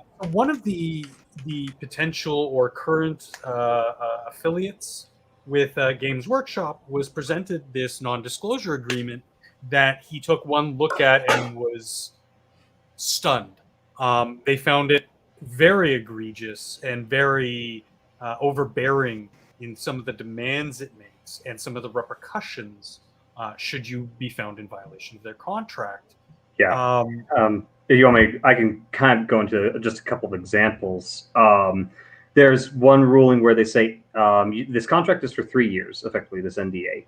If the person who signs the contract in this NDA, they state cannot break it on their end. Games Workshop has to break it on their end. But if they update the NDA within 3 years, it automatically is renewed.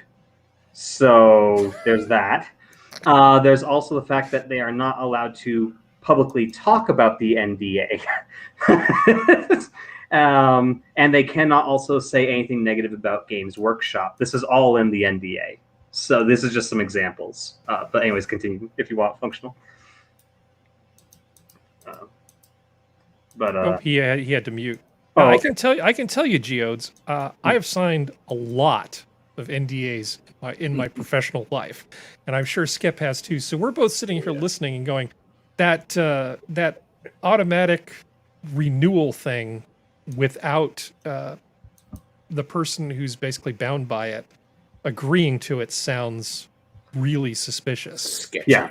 Mm-hmm. Yeah, changing the term of something like this, that sounds really sketchy. Now, like I said, I sign these things, I sign these kind of things regularly, when I'm talking to customers. It's just part of my bread and butter. You talk to somebody about business, you sort of do this little dance, and one of the things is, okay, we're going to have a real discussion now. We need you to sign an NDA. And what it usually doesn't cover is anything that becomes publicly disclosed by some other mechanism. So if they make an announcement about something, the NDA ceases to be an issue. You can talk about things that are publicly known via some other mechanism. You just can't be the one to leak them. But that renewal thing makes me suspicious, so go on. Yeah, I don't. There's not too much more in terms of, like, this was actually originally, I think, leaked on the Sig Marxism forums on Reddit. For people who don't know, They're basically a bunch of people who are trying to communize Warhammer. if I had to explain it. What? Yeah. What do you mean? Social understand. justice communist warriors want to infiltrate this. They've been trying to do it to video games and Dungeons and Dragons, Magic the Gathering. This isn't really anything new, but that's their specific forum for discussing their bullshit ideology. Yeah. Is this the whole orcs or black people thing? Yes, okay. That thing. Yeah. My understanding is it was originally leaked, and there was some.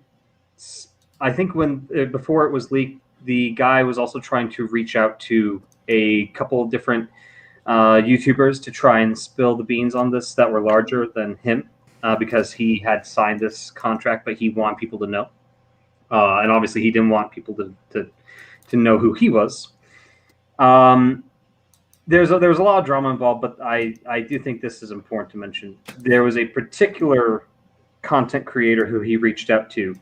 I'm going to say the name once. I don't want to give too much more attention than that. But Norn Queen Alexis, who proceeded to leak the documents uncensored with his signature on the paper, online everywhere. So this damages his business relationship, obviously. And she also said his name. Yep. He also doxed the person. Yeah. Yeah. So yeah, that happened. And from what we understand from following up screenshots, apparently he does not feel bad about it at all. In fact, she's basically stated that she's completely proud she did this. And it should be noted that she is contracted through Games Workshop. Or at least she was. So he effectively gave the documents to somebody who willingly works with Games Workshop, who basically proceeded to rat him out, and it was a whole nightmare. But cool. I mean, and getting back to like what the problems we have when we look at an NDA like this, because like you, Harry, in doing all the stuff I do, I can't even tell you what I do. That's part of the NDA.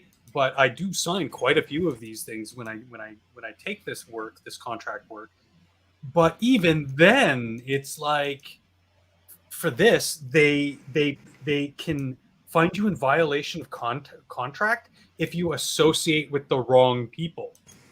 Who are the wrong people? Well, that's a blacklist of people that Games Workshop has, and they don't go around telling you who you can and cannot associate with. So right then and there, you could just be photographed in a Games Workshop store, say, with one of their blacklisted people, and now you're found in violation of contract. As you Geodes was sort of mentioning before, there's a 1 year pre-signing of the agreement stating that you haven't associated with any such characters, but they will tell you about those people. Like, hey, have you associated with this person in any sort of professional way a year prior to this contract? No? Okay, good. Well, and then the 3 year provision you were mentioning, Geodes, is 3 years after the contract ends, not from signing. So if you work for them for 5 years and then 3 years after that, you still can't talk about it. That's fairly. That's actually fairly normal. That's pretty normal. And then flipping it again, going back into like more of the meat and potatoes of the thing, you cannot say anything critiquing them or anybody associated with them who has contract with them. Again, it's very vague, so that GW can just turn around and say, you know what, we don't like the way you talked about the color on this model, so we're just going to cut ties with you, or whatever. It's very. Just not very good wording, and it's not so much that this is a how can I phrase this? It's not like the notion of an NDA is what a lot of people in the community are sort of like, oh my god, like what's going on here, kind of, and leaving a bad taste in their mouth. It's what they're using it for, because they are using these for bullying people to be in lockstep with everything the company does, even though these are just contract workers. These are contract people. There are provisions in there that are just like giving them all the power, not any of the creators or other agents of the company. But it's. I'm still struggling trying to find the exact term. Well, people are still signing these damn things because they want the work, right? Yeah. Yeah, So- but I mean, they also want to expose to the community. This is what you have to sign in order to work for this company, and it's kind of like, okay, well, yeah, No, doesn't that seem- part I If you don't agree like with. it, don't work there. No, Yeah, I no, agree. exactly. Well, there's two parts But to there this. should be There's there should be the knowledge to the customer. Like, if this is what you have to do to work for this company, well, maybe I might make a conscious moral decision not to support that company. No, there are two parts here. There's the standard, I'm a contractor, you sign an NDA, you sign a non-compete, you sign a bunch of stuff, right? You assign other paperwork that says that the product that you create for the customer belongs to the customer. In this case, Games Workshop. This is all standard. Now, usually, if there's no ongoing payment, I'm talking about California law, if there's no ongoing payment, that limits the amount of obligation that you have to the company. The idea that when you're not a representative of the company, that you have to basically carry water for them is pretty ridiculous. And I would be surprised if it would be enforceable in California. Yeah. Now, people are signing these things. Now, as far as the people have a right to know, well, I don't know if people have a right to know, but I certainly think this is the kind of shit that you run into. When companies behave in ways that are legal, but terrible, eventually, because of the internet, people are going to find out.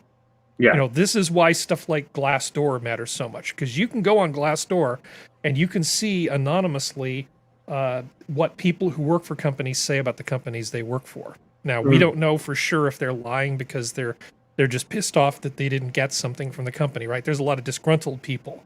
But you find out a lot about what happens because you can't keep all this stuff hidden. Yeah. Right? Everything comes out eventually. So I think the people have a right to know thing is kind of different because there's a related NDA thing. The most recent NDA thing that's in the news is this. Let me bring this up here. Okay. Elon Musk says Tesla owners don't seem to listen to me because they ignore an NDA and share a lot of videos of the company's full self-driving tech. He's not canceling these people, is he? No, Tesla owners ignoring an NDA Tesla owners ignore an NDA asking they share fewer videos of the full self-driving tech. Vice first reported on the NDA, which also tells beta testers they can't speak with the media. I don't know why there's an NDA. We probably don't need it, Musk said at a conference on Tuesday. Yeah, the general idea being that we're going to give you a beta version of something. It's not ready for prime time. When the thing screws up, please don't post videos of it screwing up, claiming, oh, this is just Tesla crap. This is just Tesla crap. They just sell crappy cars and everything they make sucks. Well, we told you it's a beta. So essentially, you're helping us test the thing. In return, you get early access.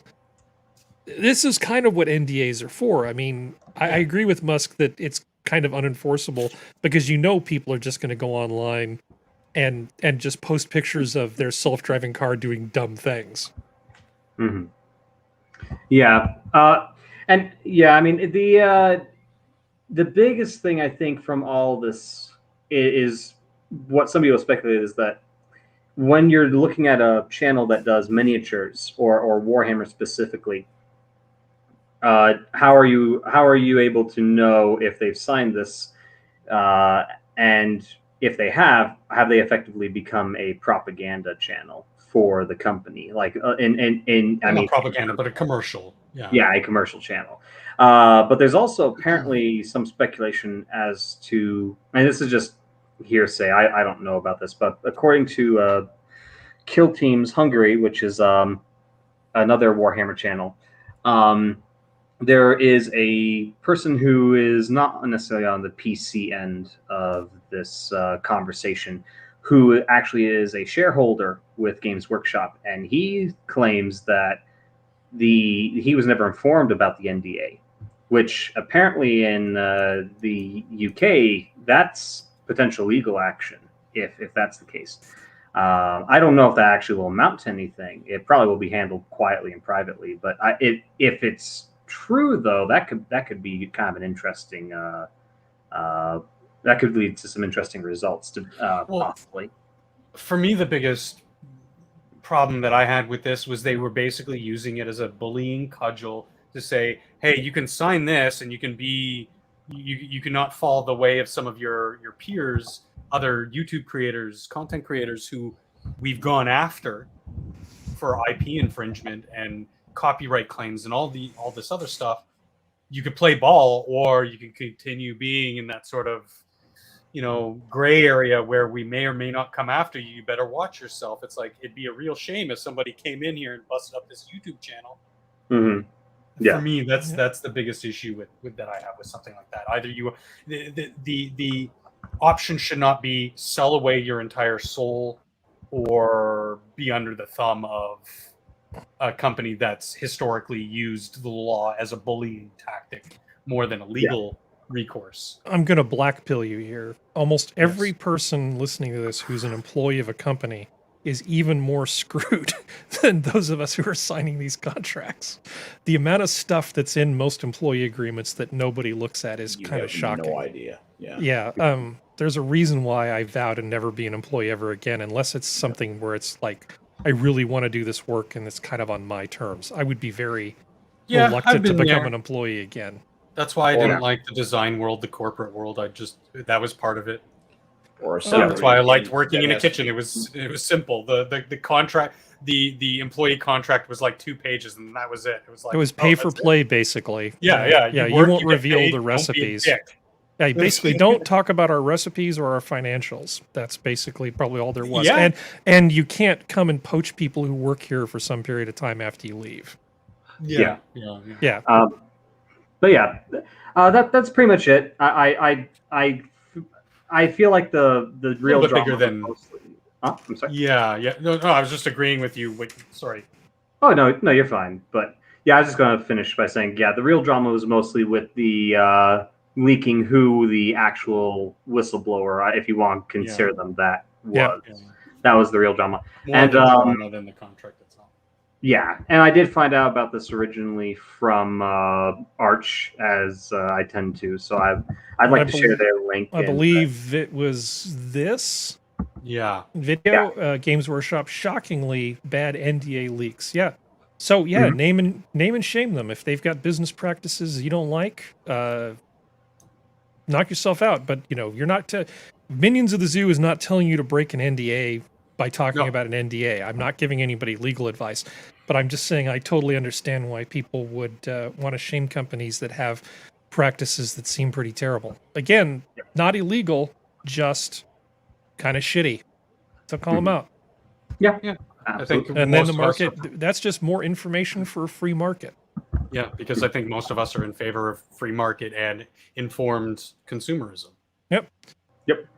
So, the next topic is a little weird. I was kind of hoping we'd have Sora here for this one, but I'm just going to go ahead and cover it anyway.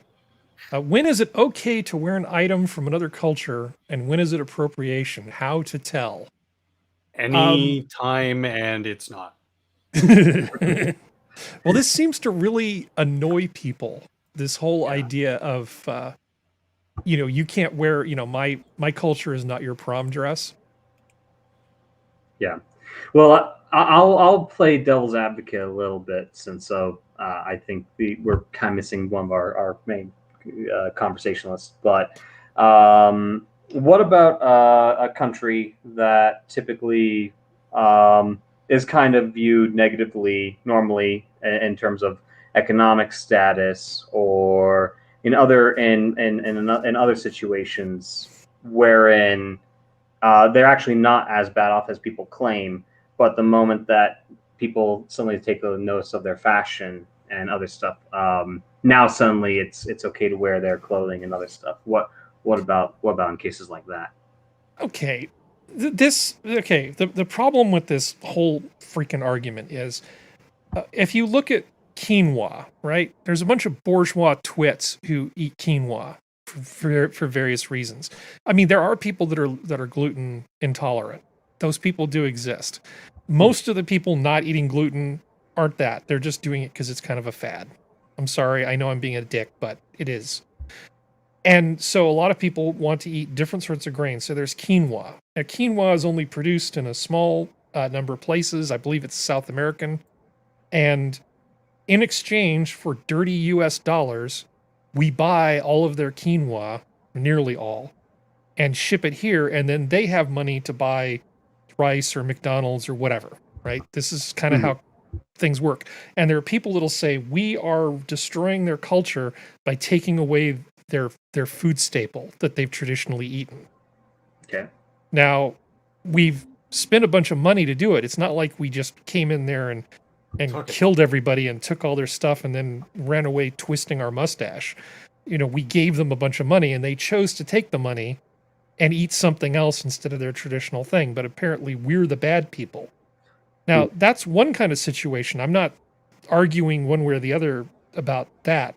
But in the case of like a kimono, I've seen some women, some Caucasian women who've looked really, really good in kimonos. I'm very pro kimono as far as that goes.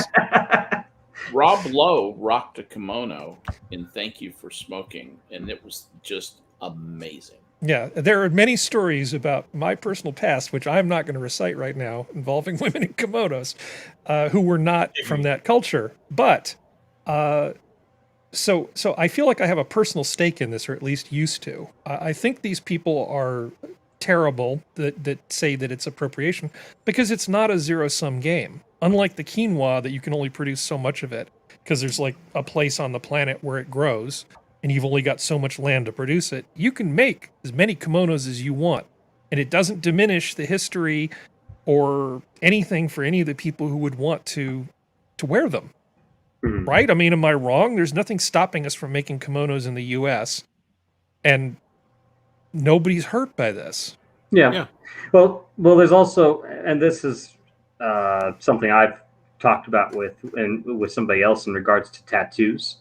A lot of people, you know, are pretty fascinated actually by Polynesian tattoos, and a lot of people really do enjoy that stuff. I mean, I think even Dwayne Johnson has several types of that style specifically.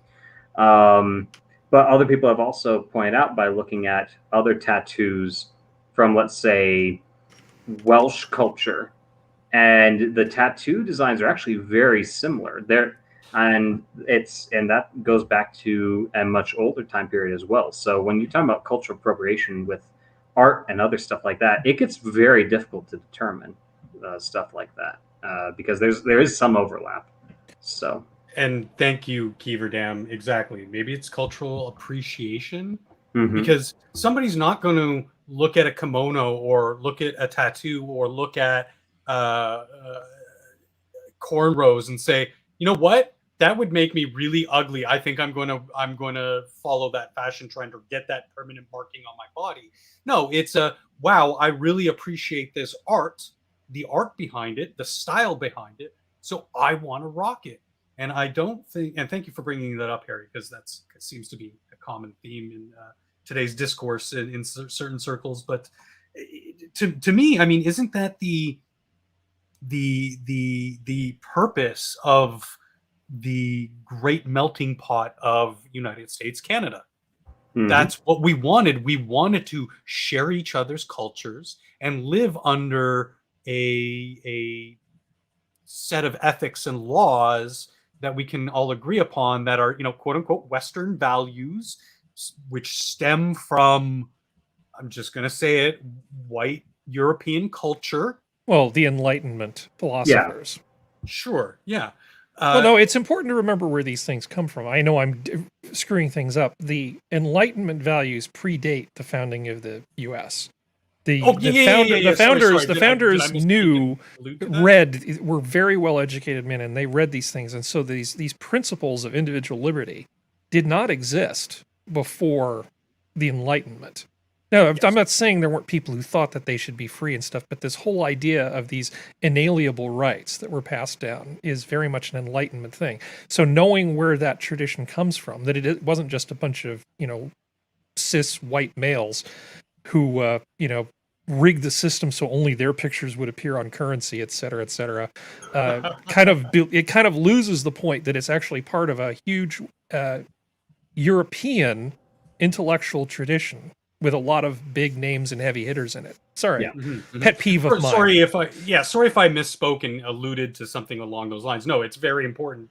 But I'm just saying, this is what we wanted. We wanted other perspectives, schools of thought, cultures, fashion, food, so that we could all partake in what makes each of them stand out and great. And if you look like a dashiki or a kimono or cornrows or a Maori tattoo, if you think that that's good and you're going to rock it, then more power to you. Yeah, well, if it's a tattoo, you better be course committed, because there's no going back. Yeah, absolutely. But you understand what I mean about a zero-sum game, right? There's a difference between doing something in a way that actually impacts people and doing something in a way that really doesn't. Yeah. And I just don't. I mean, I think the entire thing is stupid. People have these weird ideas about, the things that my ancestors did. Now, if some kid from Chicago or wherever, some kid of color came up to me and he felt ashamed because his dad did something wrong, right? I would say, dude, that's not on you. That's not on you. You're your own person. You're not responsible for something that your dad did. At the same time, some Asian person living in the United States who's all bent out of shape because something from their culture has been used in a way that they don't think is appropriate. It's like, if I'm not going to hold this kid responsible for something his father did, why would I give you special rights to tell other people how to use something that your distant ancestors used? I probably didn't elucidate that point very well. But you sort of see what I mean. You can't, this whole idea that people have a birthright to these types of things. No, you're an individual. You can choose what you want to do. You want to be a weeb? Be a weeb. You can be a weeb. Nobody's getting hurt by it. It's Kiefer, fun. That was a meme I had. She wanted to know where we got that meme. Yeah. Mm-hmm. And then I think the opposite holds true too. Like, if people want to cast that gentleman as Sir Lancelot, okay, that's the showrunner, the creator, the studio's prerogative to do that, and their freedom to do that. And I'm not going to get all bent out of shape unless they say that, oh, well, this is 100% historically accurate. That's when I kind of go, okay, well, now you're just lying. You're stepping over the line here. You're not just appropriating something. You're actually downright changing it.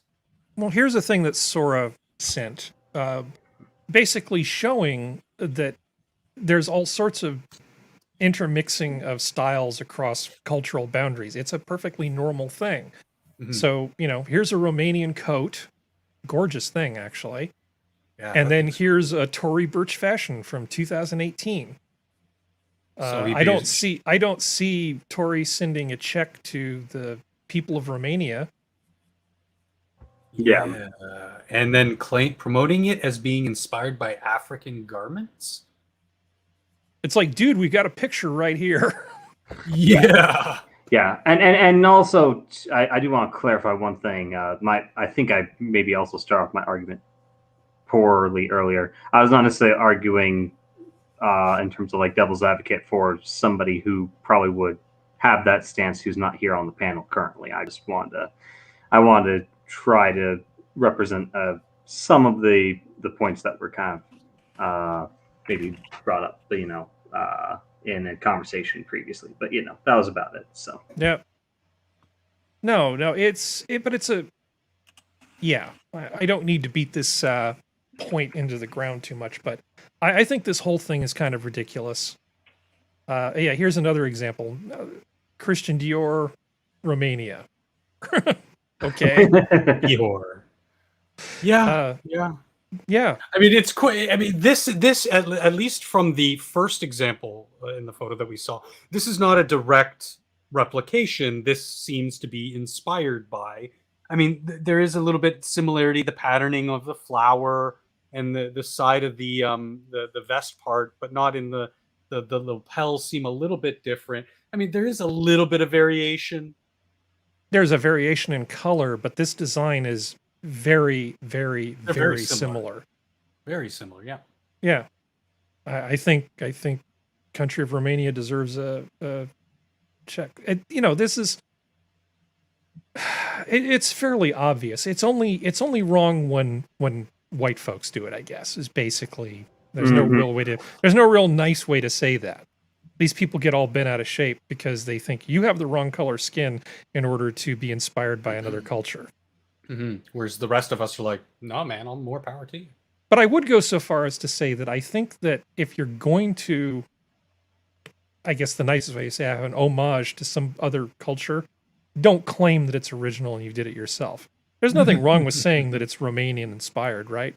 That wouldn't hurt anybody. Yeah, it wouldn't hurt.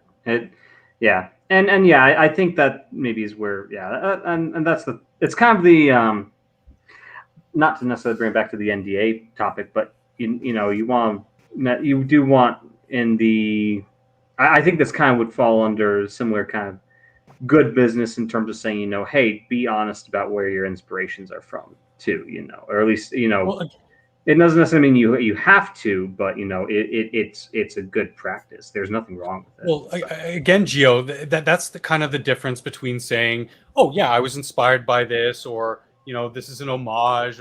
But in that first picture, that first example, the designer claimed that it was of African inspiration. When no, we have the photos of the exact same thing from the early 20th century. That this is a Romanian coat. Yeah, this was not from some other culture on the other side of the world. Yeah. Not just the pattern, but they actually copied, substantially the fabric pattern. It's not just the pattern on the fabric. I mean, the actual way the garment is made is heavily lifted from the Romanian thing. Yeah. Of all the examples that they show in the pictures, I think that one is the most egregious because it looks like a almost stitch for stitch copy of the original. Yep. Yeah.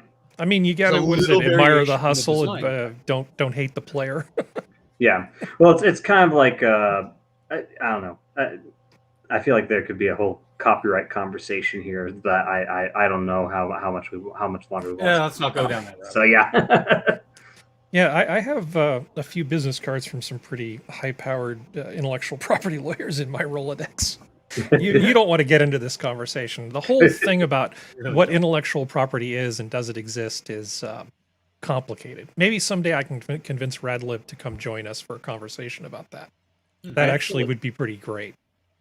I actually wrote my first year paper in graduate school on the case of Apple and the Franklin Computer Corporation.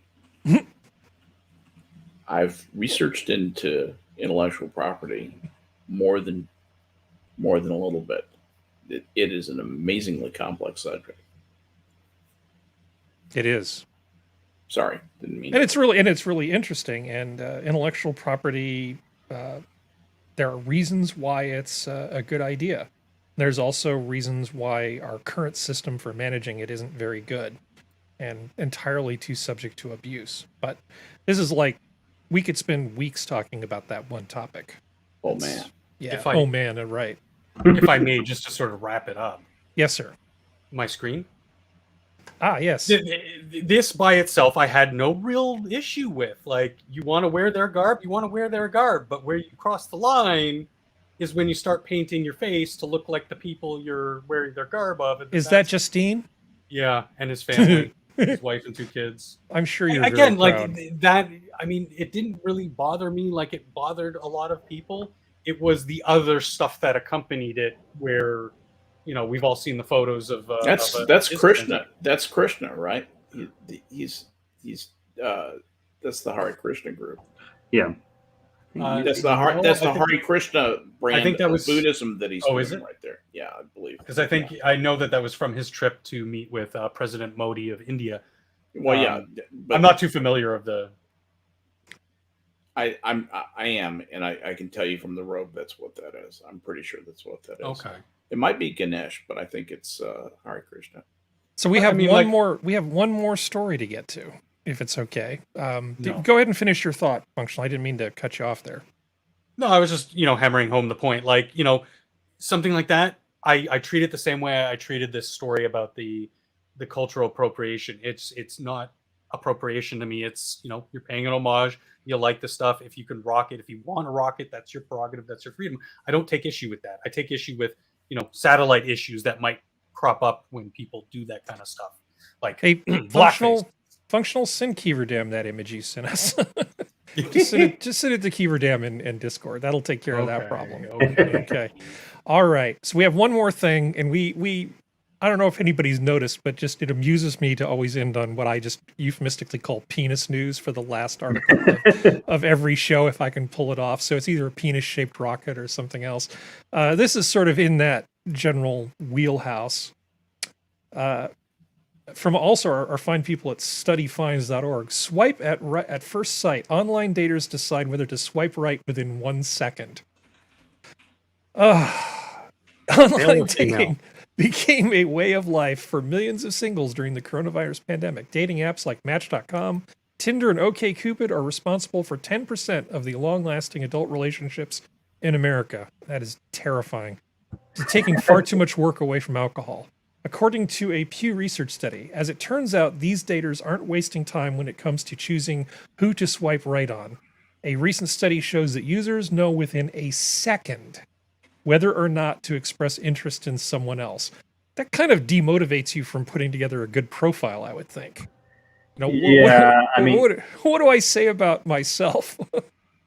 Well, it's also, I mean, my big thing is maybe it's because of the not necessarily my political leanings, but where I don't lean politically.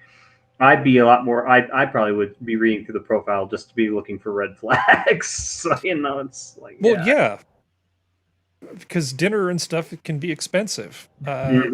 So within a split second, the user determines whether or not they will accept a date based on appearance and even race. You cannot get much information about somebody by looking at their picture for a second, other than she looks fit, swipe, or oh no, swipe. I mean, that's the level of sophistication that people are working with when they make these selections, if this study is not utterly full of crap. Yeah. And I probably should correct myself from earlier. I don't even just mean politically, but like there's just like basic things also you want to watch out for in terms of personality and stuff. I mean, some of these people. One of the advantages with the internet is people post their L's online often, and you can. Yeah, that's the thing I'd be looking for as well. So now hold on. This is one of these things I don't understand because I'm kind of almost old. What does this posting your L's mean? I always thought that was like. Tell me what that is. You done fucked up. Yeah, you screwed up effectively. So, for example, there was a case recently, and this is a legal case to kind of just use as an example, but there was a person who shared an image of a car muffler they supposedly, and I say quote unquote, bought, I guess I should say quote unquote, and they were showing it off going, look at this cool thing.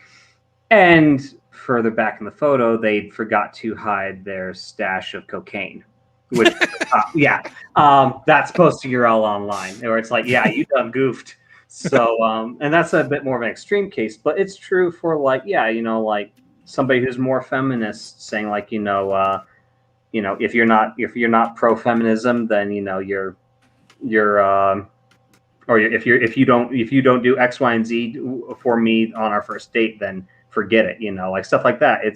It's not necessarily, maybe it's not quite the same thing as posting it online, but I kind of consider it the same thing. Where it's like you're kind of posting that, oh, okay, you're a hot mess. Don't interact with this person, So that's what I guess. I hope I explained that pretty well, but okay, so it's sort of what I thought it probably was.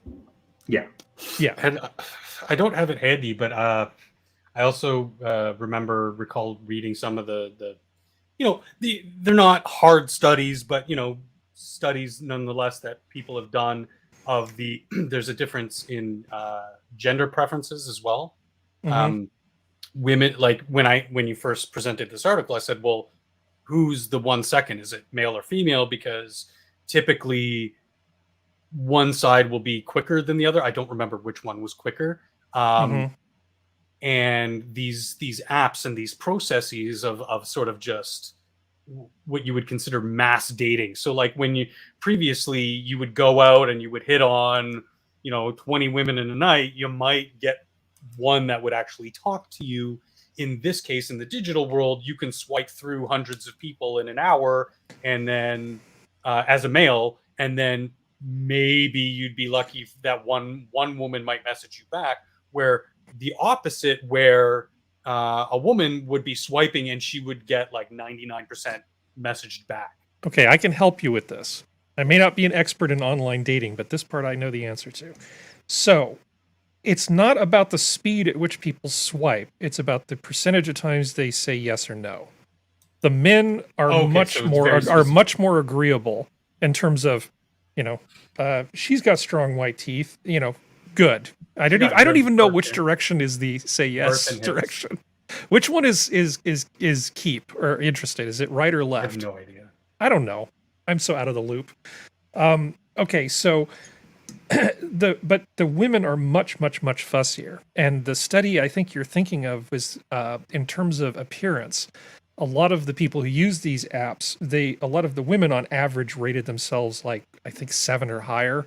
Unactive And is then- to the left, by the way. Okay, so and then the men tended to be probably a little more realistic about their self-assessments. But the women were much fussier about it. Let's just say that the really good-looking women, or the women who thought they were good-looking, were very, very, very reluctant to swipe left on somebody they thought was sort of not good enough for them. Much more discriminating. Yeah. Yeah. And what women and men look for in terms of relationships on dating apps is another topic, which is probably far too long for our remaining time. Do a whole show on that by itself. Yeah. Yeah, and I definitely don't want it to be 4 guys having that conversation. Yeah. Yeah. All right, so that is it for tonight's show. That is that's all we have for you. Does anybody have any quick last minute stuff before we go? Don't drink heart attack tea. No, drink tea. Tea is delicious, but listen Yeah, to your just Heart doctor. attack Don't- tea. Don't rely on it to reduce your blood pressure. Goodness sake. I use it to fuel my rage and increase my blood pressure, so that my righteous indignation can sustain itself. And go ahead. I was gonna say, yeah. If I can find that story about the guy who took a picture of the narcotics he had while he was trying to show off his car part, I might link as a bonus article or something in the afternoon notes. But I'll have to find it. So Yeah. All right. Well, with that, the zoo is closed. Good night, everybody. Good night. good night.